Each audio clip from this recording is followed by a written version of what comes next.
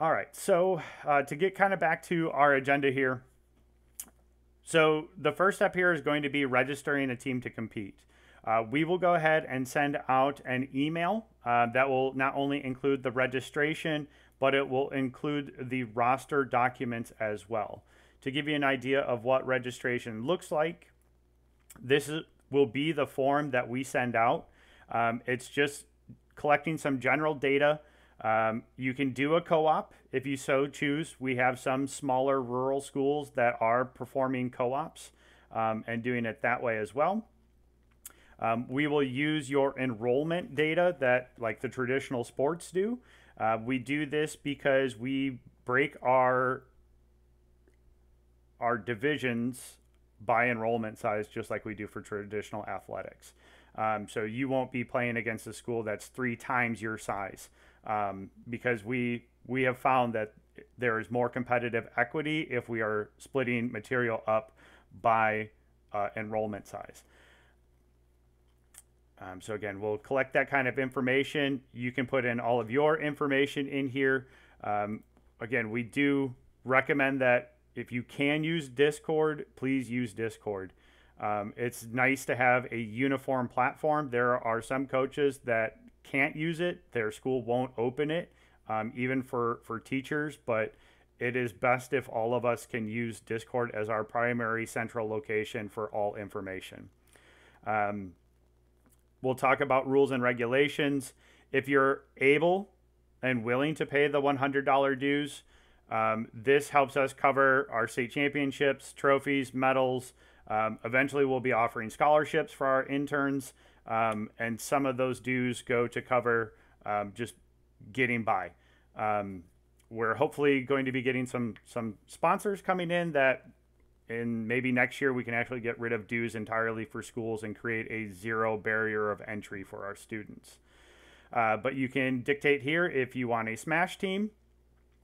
If you have 5 high school students that are willing to participate on a varsity Smash, we are requiring that you field a varsity team. Now, you can have a junior varsity and you can have as many JV teams as you wish. This can include your middle school students. We actually have some schools that their JV team is made up of only middle school students, and it's a great way in order to kind of create that pipeline, so that way you can have a sustained program.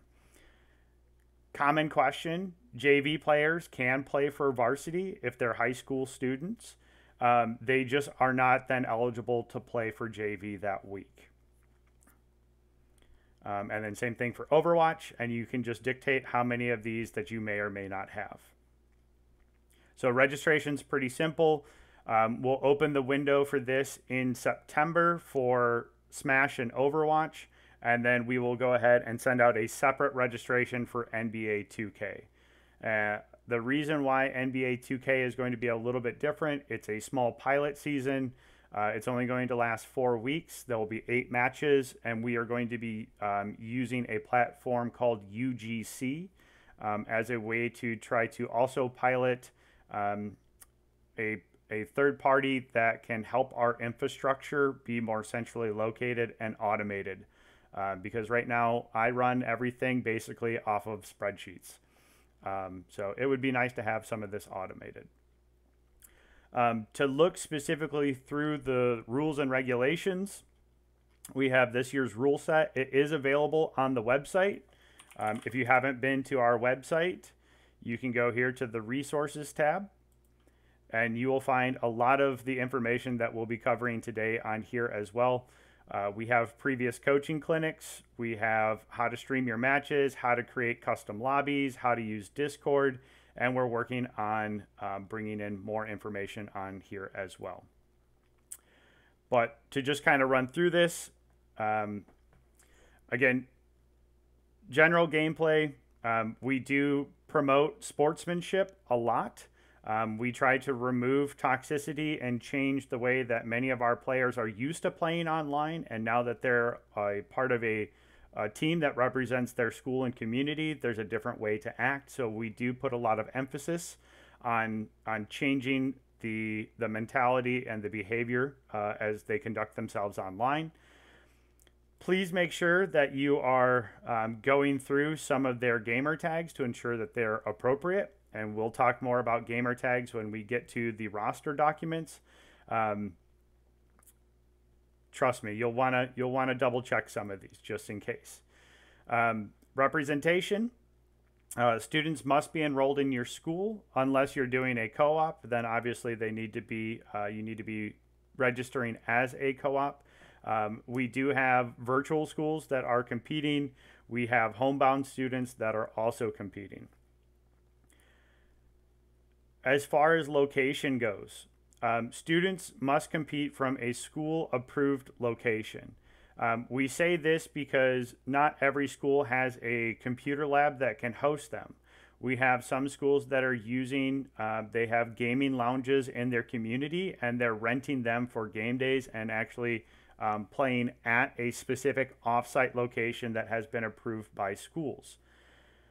We do say that only virtual school students are allowed to compete from home. However, with COVID, every school will have their various protocols in place. If you end up going virtual or remote, please just shoot me an email so that we can discuss this. Moving forward, we need to be flexible in case some of us have to go back to remote teaching. Academic standards. We say academic standards as determined by your school administration. We're not requiring grade checks as an organization. It is up to you and your school how that you would like to determine eligibility.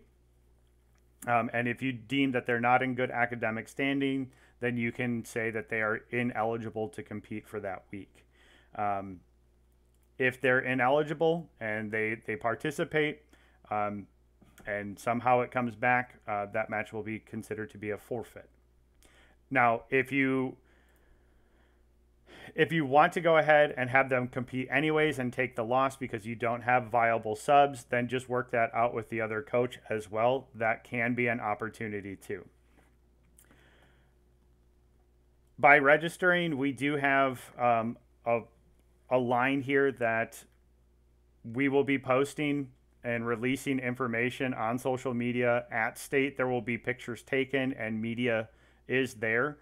So please make sure that you're aware of your students' consent and release forms for the media and for the press. So that way, if they're trying to conduct student interviews at state or they're coming to your building in order to take pictures, please just be aware of that.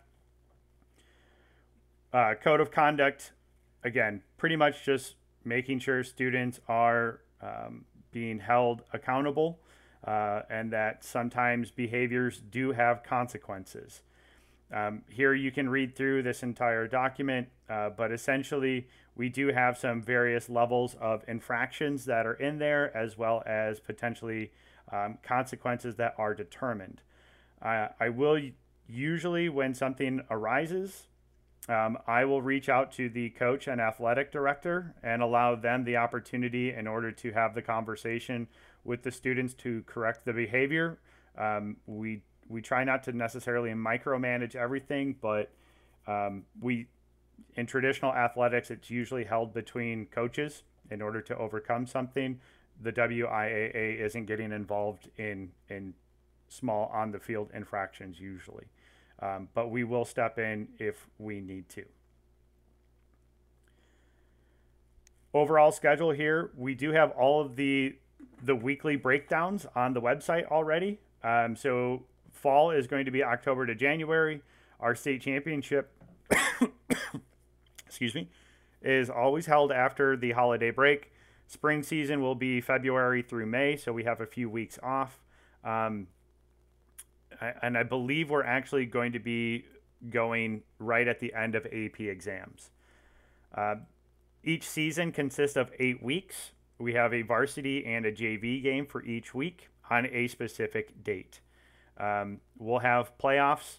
Every team qualifies for playoffs and gets seeded based upon their standings. And then the semifinals and finals are usually held on site. So this year as well, if I pop over to the website here, If I go to my fall titles, click the drop down here for Smash, you can click on the fall schedule here.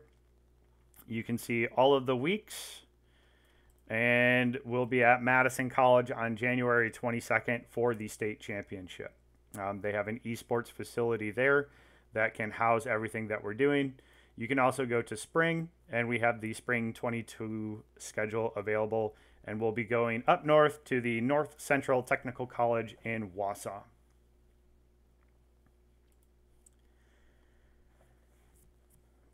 We'll go through a little bit more of this in detail when we talk about each specific game title, but matches usually start between 3:45 and 4:15 unless you've reached out to the other coach and you've organized a different time that day. My school gets done at 2:30, so we like to start before 3:45 if at all possible. I know there are some other schools that get out as early as 2 o'clock on some match days. Try to give at least a 24-hour notice, again, because this start time here, when we get out at 2:30 and we hear at 4:15 that the other school can't make it now, all of a sudden our students have sat around for 2 hours after school or haven't been able to go to work or something along those lines. So it is a challenge to make sure that students are communicating appropriately, giving you that ahead of time notice, but it is appreciated if you can give a 24-hour heads up. The home team is going to be the one that's in charge of making matches. They are also responsible for reaching out to the away team to get the match organized, to ensure the time is right, that they set up the match with the proper rule sets, and invite the opposing team captain to the lobby so that both teams can join it. Again, we recommend using Discord as the central location in order to handle communication that way. In-game, games must be completed, no forfeits. Games must be completed as fast as possible. And coaches must be present during all matches, and you may provide insight and actually do live coaching if you're comfortable doing that. We understand that sometimes there are after-school meetings that we must attend. We've had a lot of administration that's pretty flexible, or if you have to go to a meeting, have somebody else sit in the room if possible, just to make sure that they're there being observed, being appropriate. In case of an issue that may arise in your match, make sure that you pause it if possible. For example, a game like Rocket League does not allow for matches to be paused. But then these are the game coordinators. They are the ones that are available every match day in order to help with questions. If there are also issues, I will be on Discord throughout the period as well, so you can just post in Discord if you're having problems. Once your game has concluded, you will need to report the matches. On our website here, you will be able to find that there are a match reporting form here. If you just click on this real quick, you'll just find what division that you're in. You can click on this form. You'll be able to choose what week that you are in, who the winning team was, who the losing team was, and then what the overlying score was. So that way it can be reported, and then the standings automatically update on our website after these have been reported. Also under here, you'll find that there is a match evaluation form. This goes back to our big emphasis and initiative on positive sportsmanship and removing toxicity from online gaming. You'll find this form here. You can then actually go ahead and fill out who your opponent was. You can grade them essentially on professionalism, punctuality, friendliness, team coordination, and sportsmanship overall. At the end of every season, we reward a team with a sportsmanship award. In the past, this has been student prizes from Gravity Gaming and Bytespeed computers. We've had FE Premier Furniture donate to deck out a classroom lab for furniture with tables and chairs and and space like that as a reward for the school that has the highest positive sportsmanship evaluation. So there is incentive to fill this out for each season.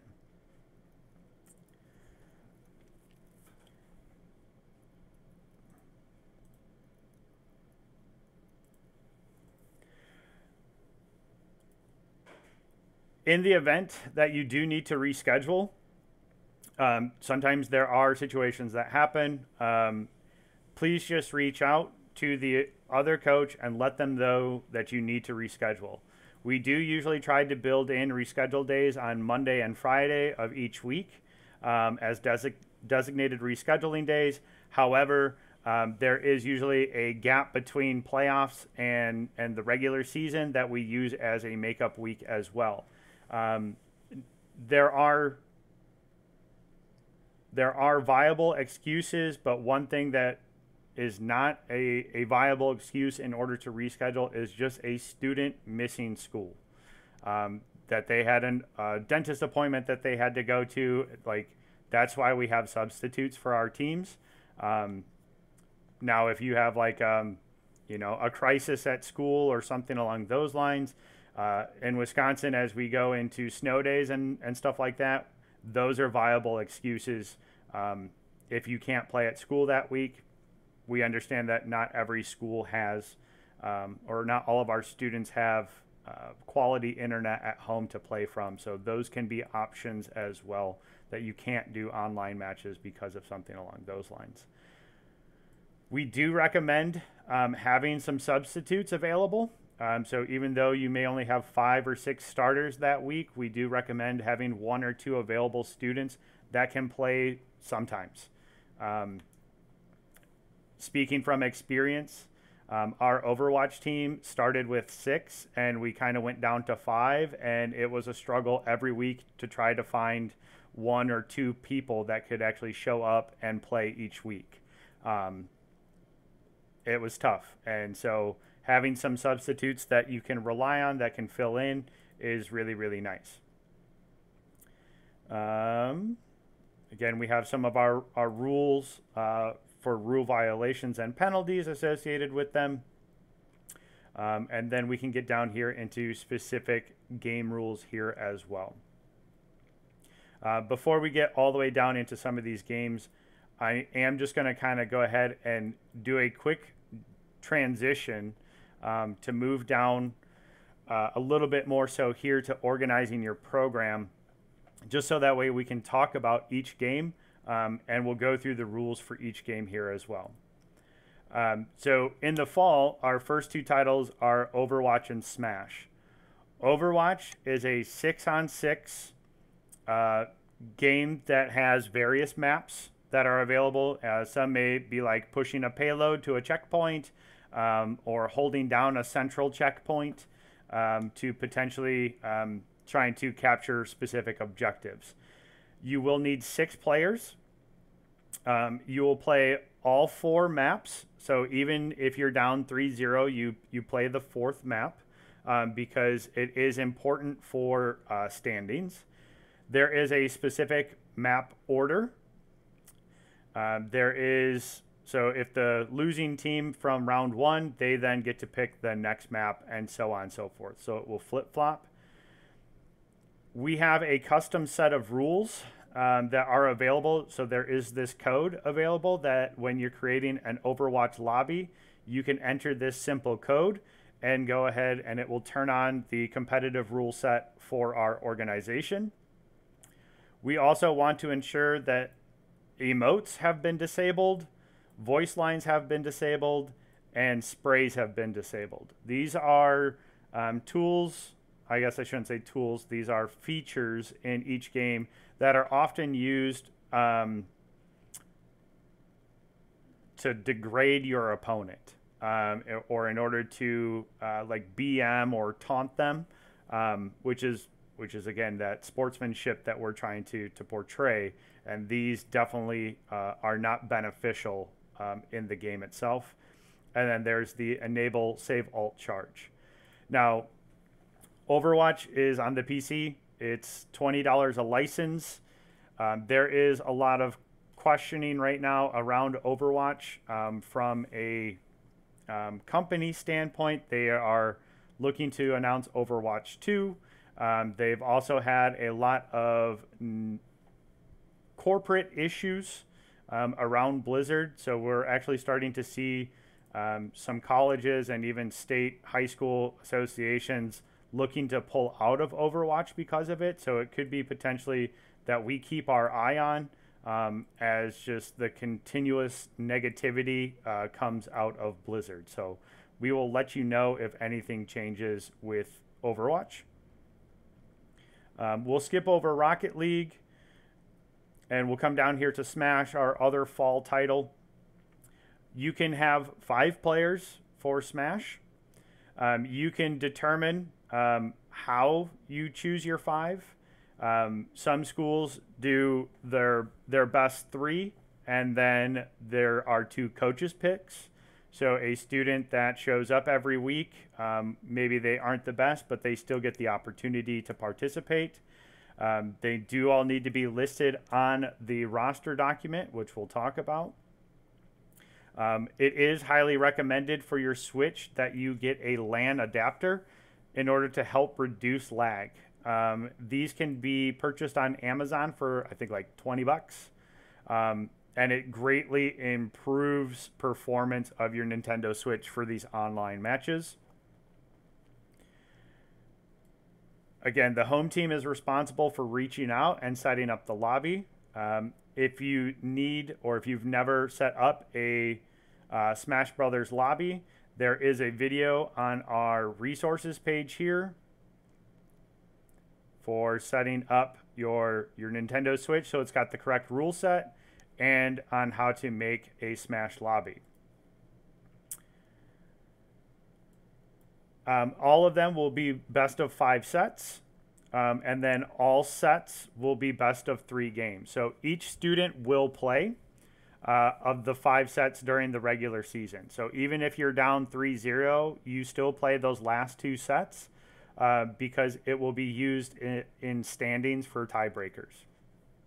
So student A will play the other school, student A, and it will be a best of 3 games between those 2, and that is considered to be a set. And then the next student goes and faces off against the other student then from the other school. So it usually lasts between 45 minutes to an hour on match day in order to get Smash done. Overwatch is about an hour to an hour and a half, depending on how closely skilled that the 2 teams are. In Smash, there are set procedures. There are different types of stages. There are legal stages and illegal stages. There are these legal stages for the first round. And there's a huge stage selection, like as far as process goes, for who gets to pick, who bans. This is where Discord becomes really helpful. We usually have a little DM between coaches, and we'll just say like, we ban Battlefield, and then they will come back and say, we ban Pokemon Stadium 2 and Town and City. And then we don't have to wait for the email to come through. It's right there, just like instant messaging used to be. And once you get past the initial one, you can have then some counter stage picks as well.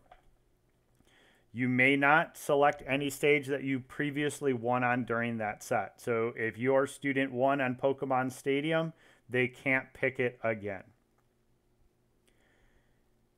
Here are the rules that will be talked about inside of that video for Smash, but these are just the general game settings here for Smash.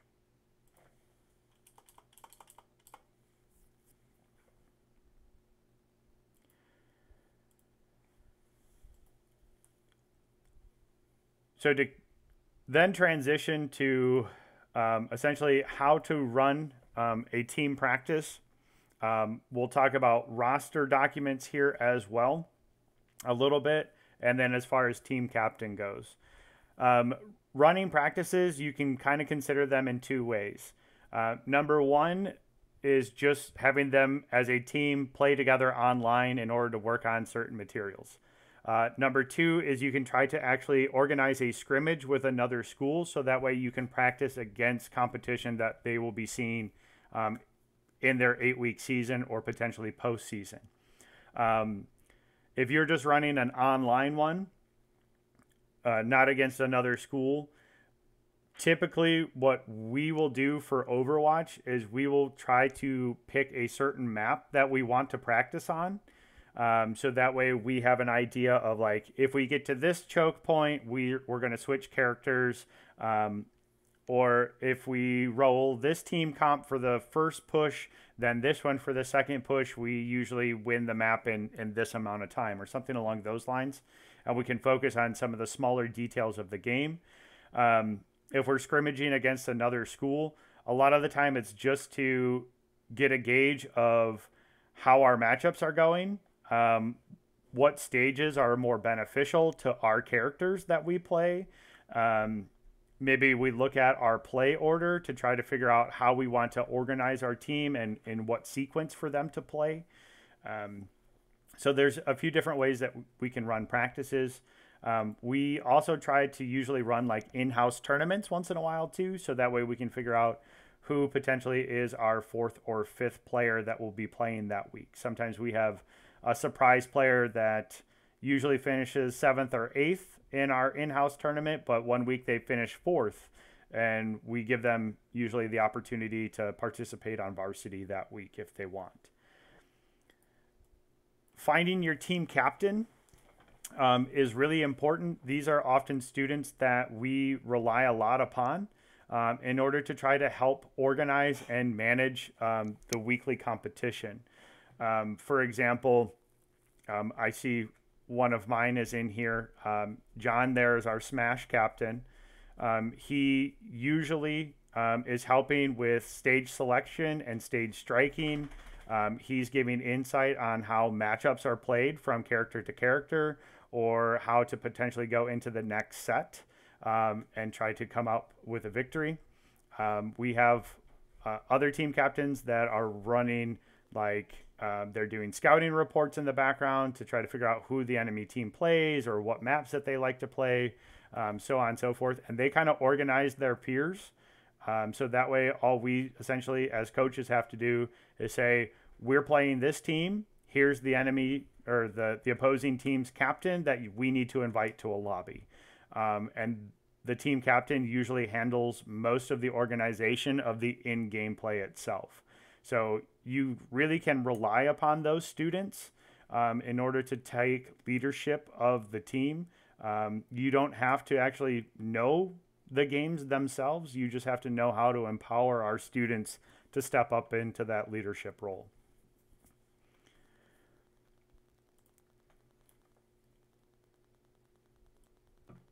Preparing your IT. This is a really quick category here. On our website, if you go to how to start a program, and on this new advisor checklist, again, there's more details here about titles, dates of matches, so on and so forth, what you'll need for student recruitment, which we'll talk about in a little bit. But if you scroll all the way down here, there are PC requirements, and then there will be network settings to connect. So this may not make sense to you, but this is something that you can go ahead and give to your IT department, and they should then be able to go ahead and ensure that there are specific ports that are open on your network so that your clients can update or that students can properly connect to matches.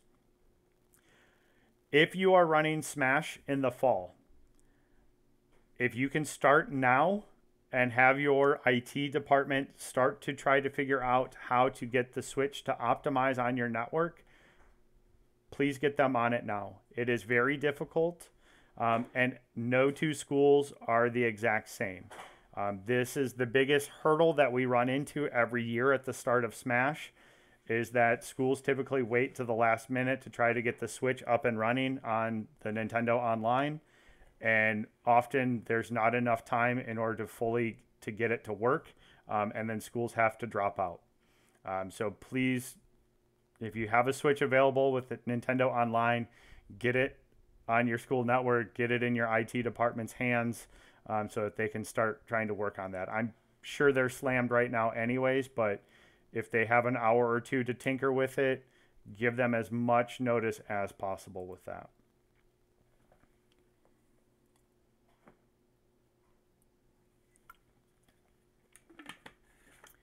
So walking through competition here, again, every competition has its own day of the week. Varsity Smash is on Tuesdays, Varsity Overwatch is on Wednesday, and then both JV games are on Thursday.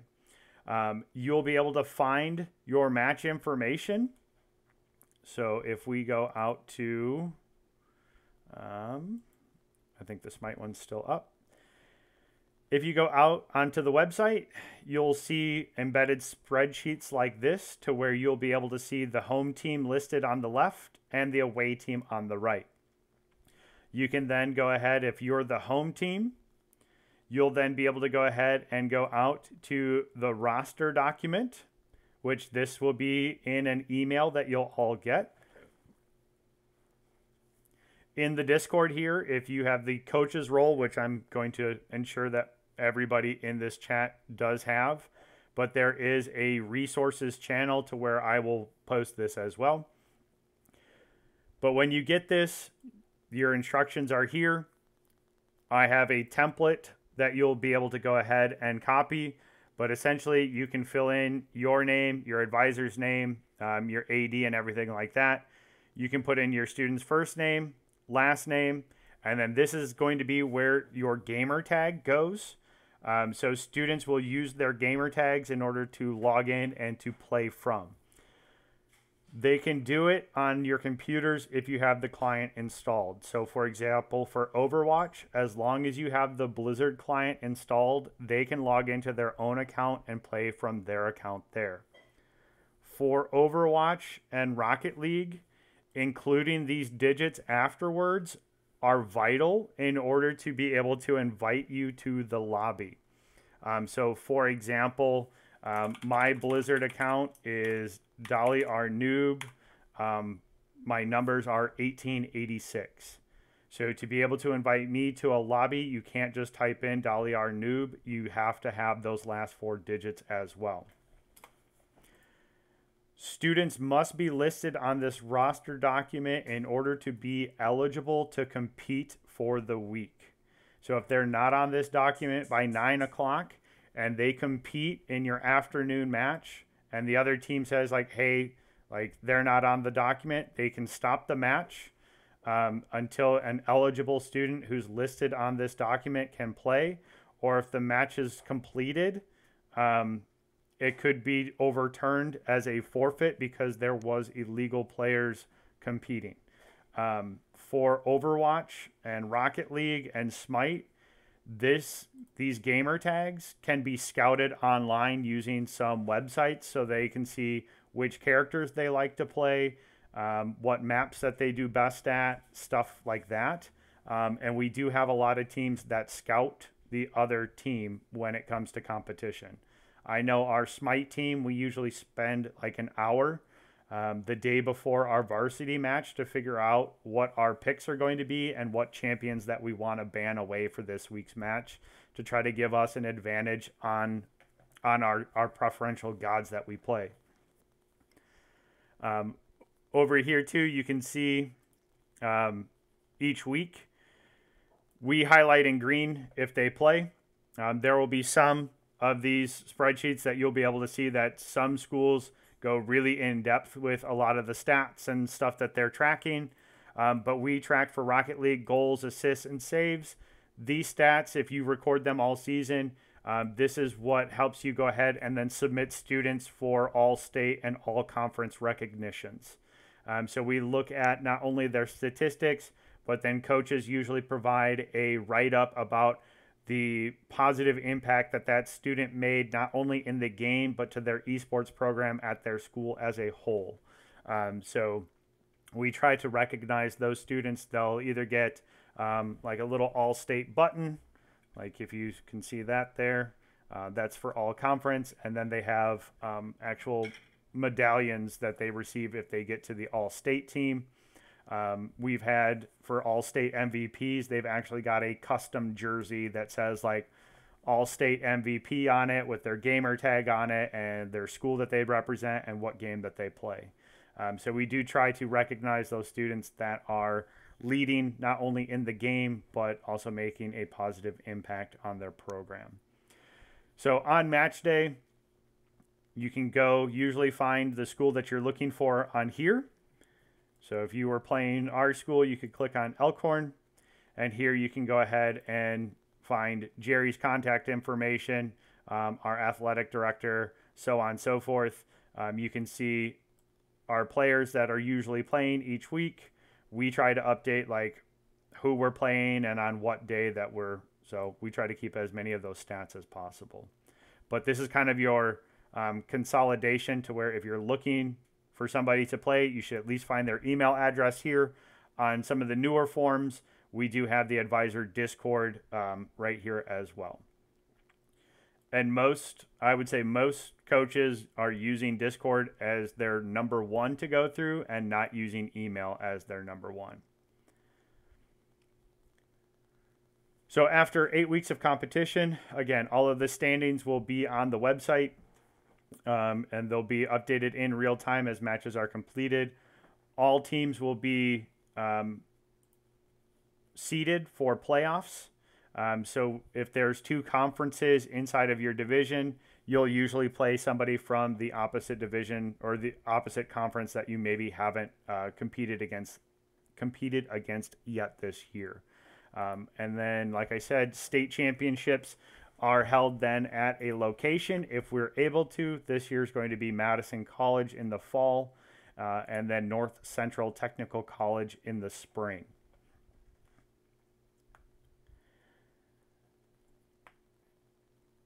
Last up here is streaming 101. I do have a video on how to run a Streamlabs stream. Streamlabs is a piece of software that is available for free. It's really easy to use. Another one is OBS. And then the last one that you can actually do through your browser is called StreamYard. So all three of those streaming platforms are free to use. They're really easy to use. For example here, if I flip this over here, and then change my window.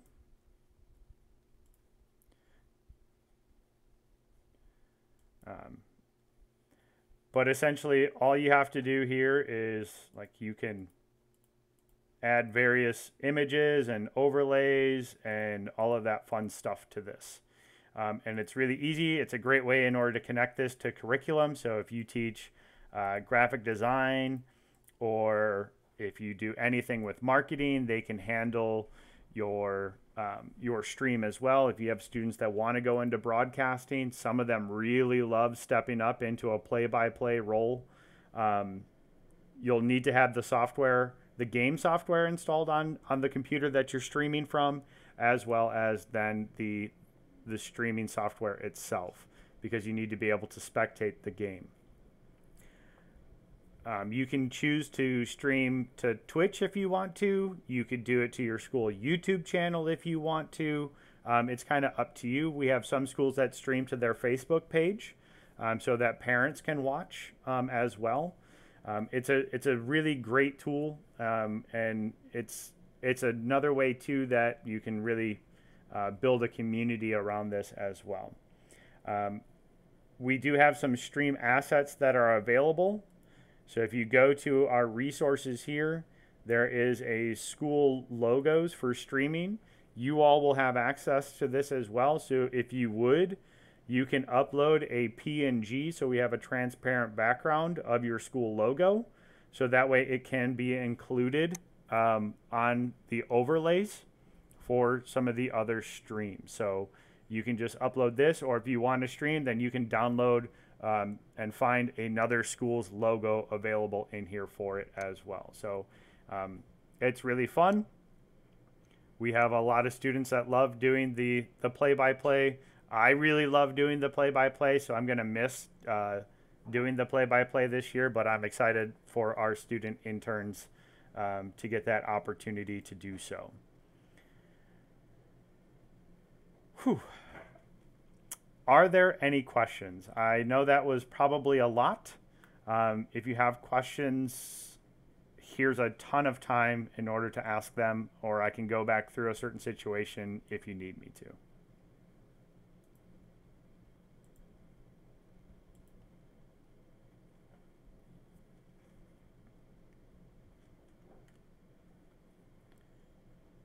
You can either unmute if you have questions, or you can post them in the general chat if you need to as well.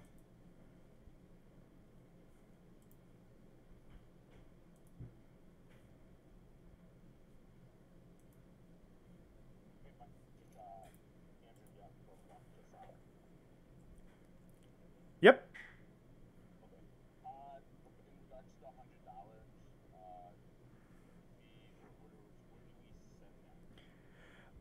We will send you an invoice via PayPal, and you can either choose to write a check and send it to our headquarters, or we can take it through PayPal if you prefer with a credit card.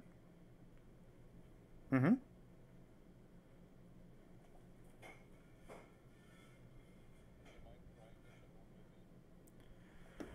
Howdy.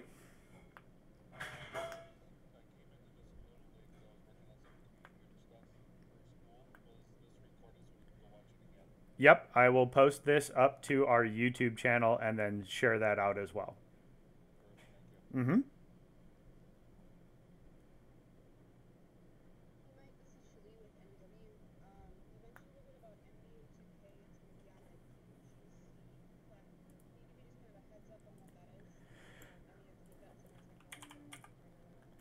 So UGC is, or I think it's UGC.gg. It's a tournament platform, so it's just a website that we can create and organize our own events on their platform. Students would then be able to register their account, and it would basically do all of like our standings and match organization, and it would be streamlined. So as long as they can get to this website, they shouldn't need to unblock anything.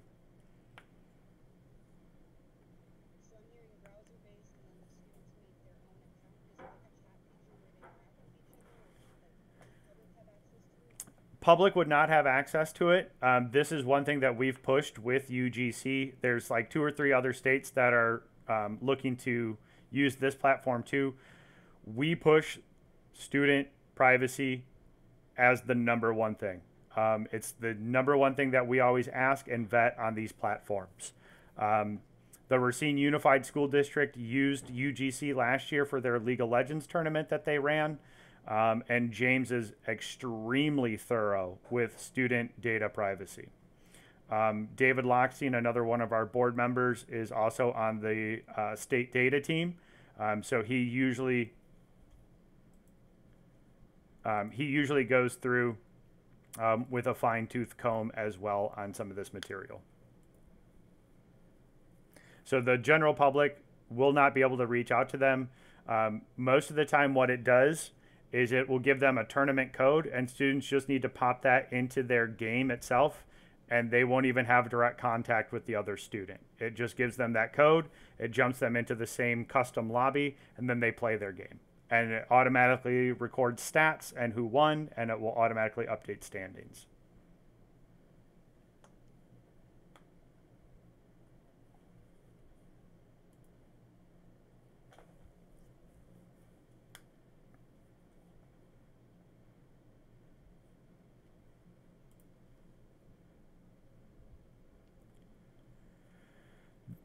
Question in general here about when do they need to be submitted for fall games.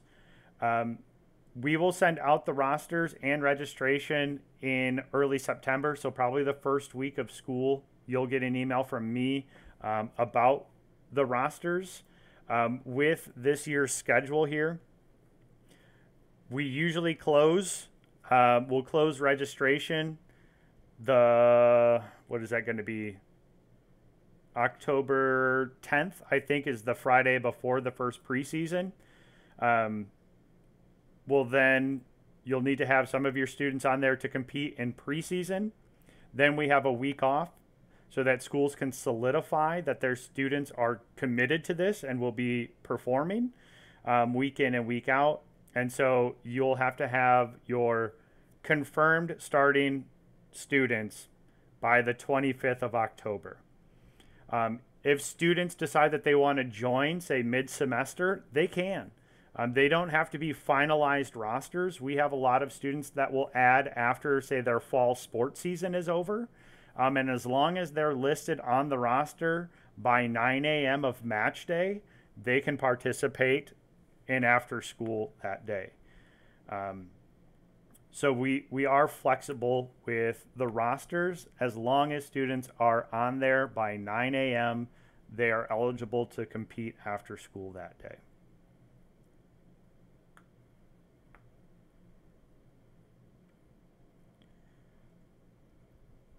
Another great question here as far as for Smash. Does each student need an online account or just one overall account for the team? You can use one overall account for a school. And then you just basically pass off the controller when the next student is up to play. The Nintendo Switch is a unique one. So yeah, if you are running Smash, you'll just create a custom lobby, and then each student can essentially pass the controller off to the next in line after their match is done. So they all don't need their own account. If it's in a virtual setting, they will need to have their own account that they can play from, because it won't allow them to be logged in simultaneously playing the same game.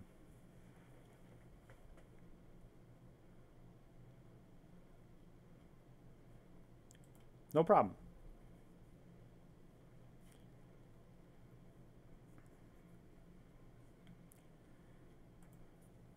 Any other questions or any other topics that you would like to talk about? Anything that you're uncertain about or that you need insight on?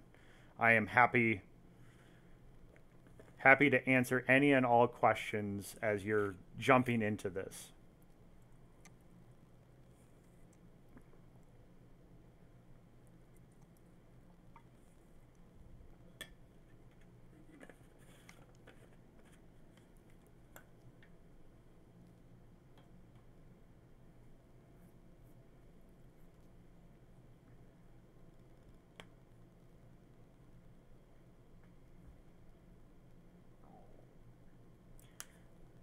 It's like teaching in an online classroom.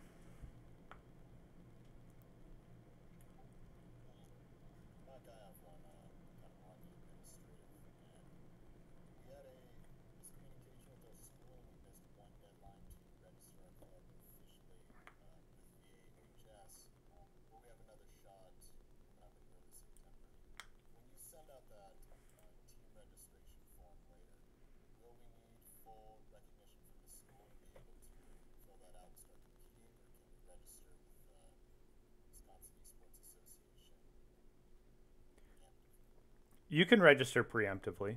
Like, you're pretty positive that you'll get approval, correct? Yeah, that's fine. Mm-hmm.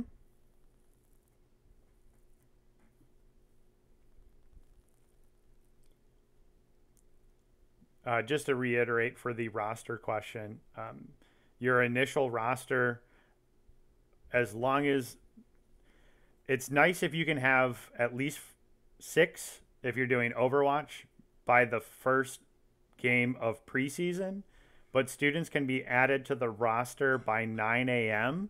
the day of competition.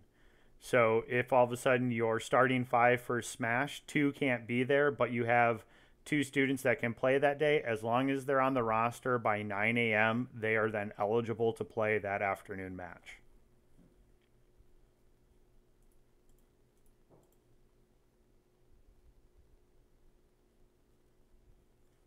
No problem.